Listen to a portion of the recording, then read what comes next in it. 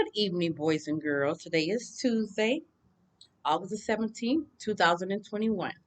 And I have a great bedtime story for you by one of my favorite books, Disney Bedtime Favorite.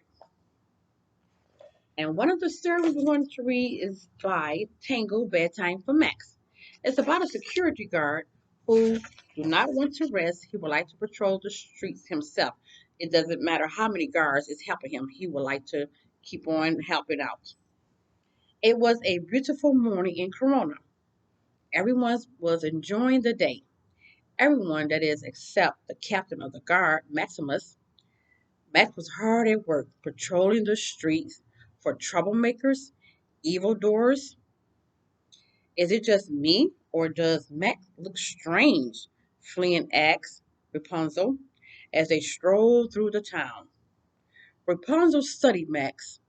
He had dark circles under his eyes, and his normally neat mane was messy.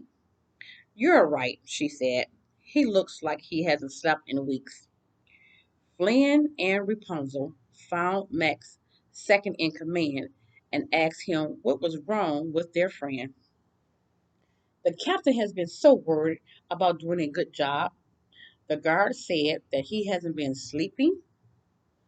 No matter how many guards we put on duty, he insists that he needs to stay on patrol. Rapunzel was worried. Refusing to sleep couldn't be good for Max. You know what this means, she told Flynn with a knowing look.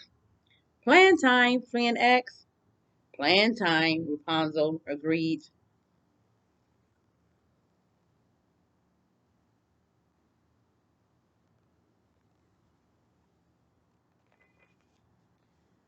The two went off to figure out their plan. When they returned, they found Max running drills with his guards.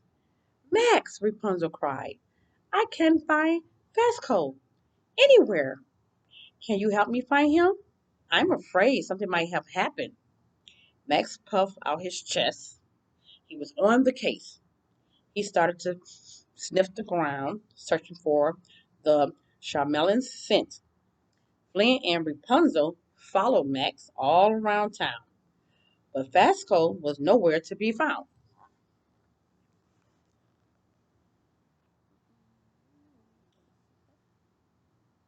Okay. Finally, as they turned toward the stables, Max caught the chameleon's scent. The friends burst through the stable doors, eager to rescue Vasco, but he was fast asleep on a pile of hay. You found him! Great job, Max, Rapunzel said. Say, Max, old buddy, Flynn said, since we're here in the stables with this nice pile of hay, what do you say to a nap? But Max just shook his head. He was too busy to take a break. Rapunzel and Flynn looked at each other, disappointed. They had hoped that by tricking Max into following them into the stables, they could convince him to rest.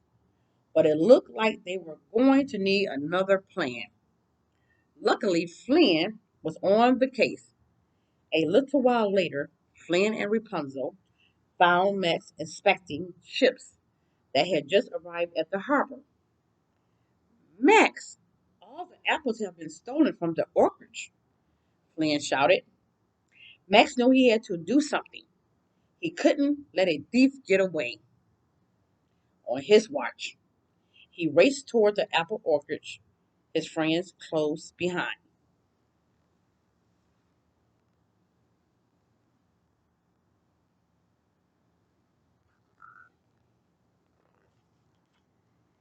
Together, the team searched the orchard for clues about the missing apples.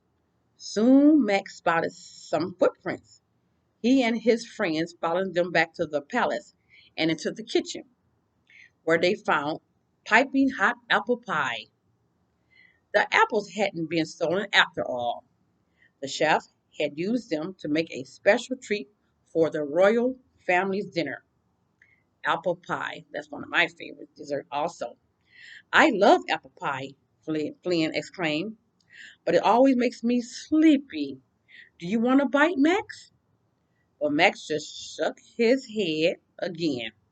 He didn't have time for pie. With the case of the missing apples solved, he had to get back to work. Corona needed him.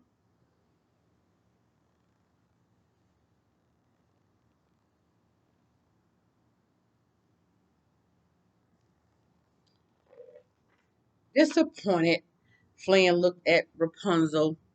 He had been sure that his plan was going to work. Maybe we can tire him out enough that he has to sleep, Rapunzel suggested. We just need to make him run around for a while. Suddenly, she had an idea. We have to get to the Snuggly Duckly, Rapunzel told Max. The pub thugs are in trouble. Trouble was the only word Max needed to hear. He motioned for Rapunzel and Flynn to hop on his back, and the three galloped toward the Snuggly Duckly.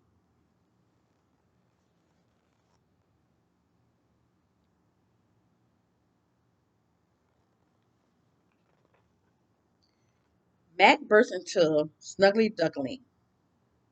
He scanned the tavern, looking for the troublemakers, but everyone was gathered around the piano, singing and laughing. Max looked at Rapunzel and Flynn, confused. No one was in trouble. With a sigh, he turned to leave. Wait, Max, Rapunzel said. We're worried and we're sorry we lied to you.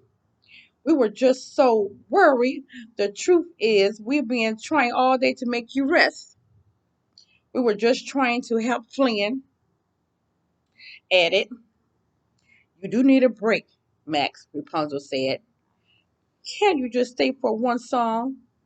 Max was touched that his friends cared enough to spend the day trying to help him. With a weenie, he agreed. One song couldn't hurt.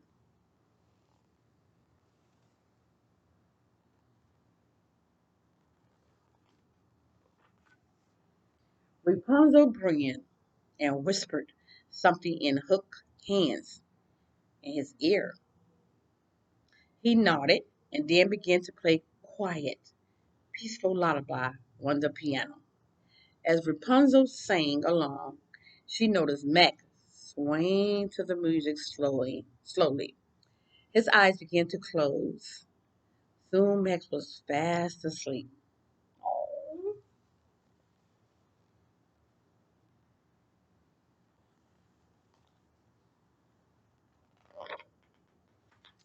Flan put a blanket over Max, and Rapunzel motioned for everyone to quickly leave the Snuggly Duckly.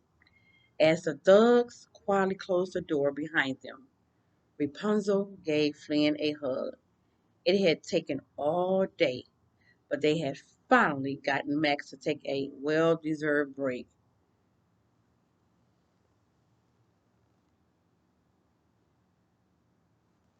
I hope you enjoyed this story. I sure did.